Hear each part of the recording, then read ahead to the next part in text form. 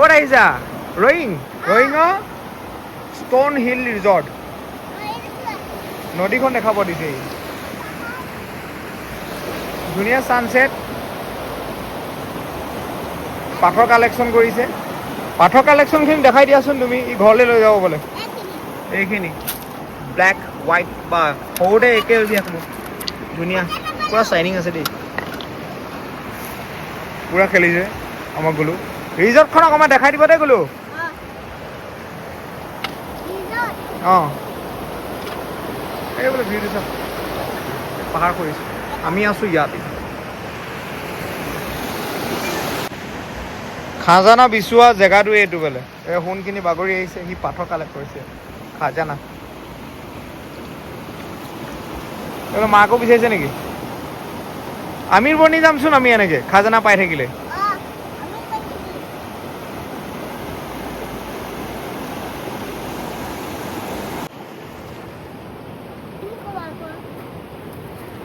গ'লোৱে আমাৰ পুৰা আজি আকৌ পাথৰ কালেক্ট কৰিলে আৰু এই ডাঙৰ পাথৰটো সি দাঙিছিলে এয়া দাঙি দিলে না গ'লো পুৰা দাঙি দিলে সি অঁ নদীখন খুব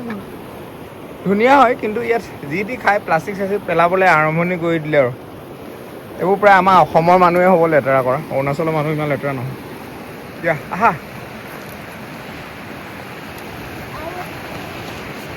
তোমাৰ পলিথিনটো ক'ত গ'ল কিমান পালা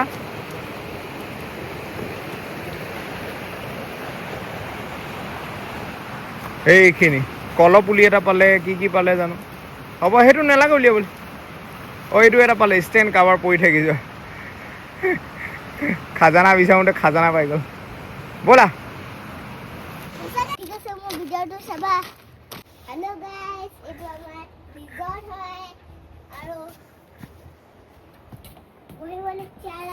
হয় নেকি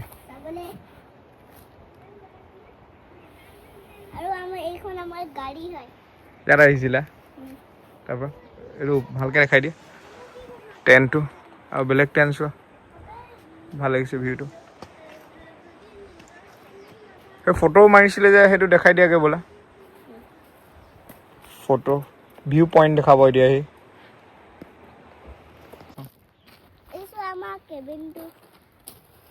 সেইটো ন 2 নম্বৰটো আমাৰ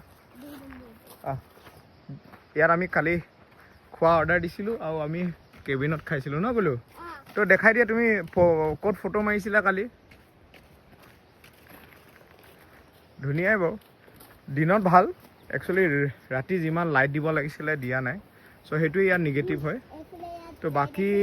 ইয়াত পূৰা ভাল কিন্তু দেই আপোনাৰ ফটো মাৰিবলৈ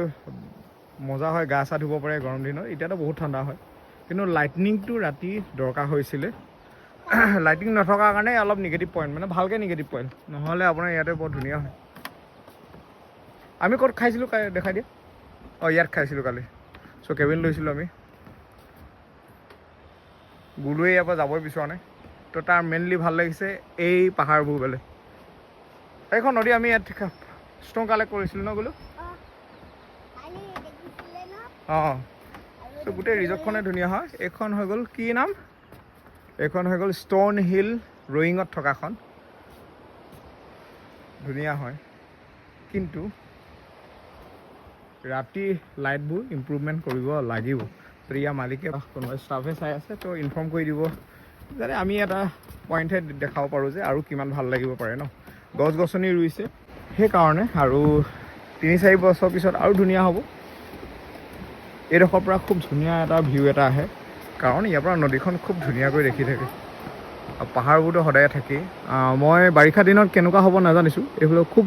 জোৰকৈ পানী আহিলে হয়তো ইয়াৰ ওচৰলৈ আহি যাব পানীবোৰ আৰু ইয়াৰ পাথৰখিনি বহুত ধুনীয়া ধুনীয়া হয় বিভিন্ন ধৰণৰ কালাৰ আৰু তুমি কি ক'বা আৰু পাহাৰ আছে দেখালোঁ পাহাৰখন আজি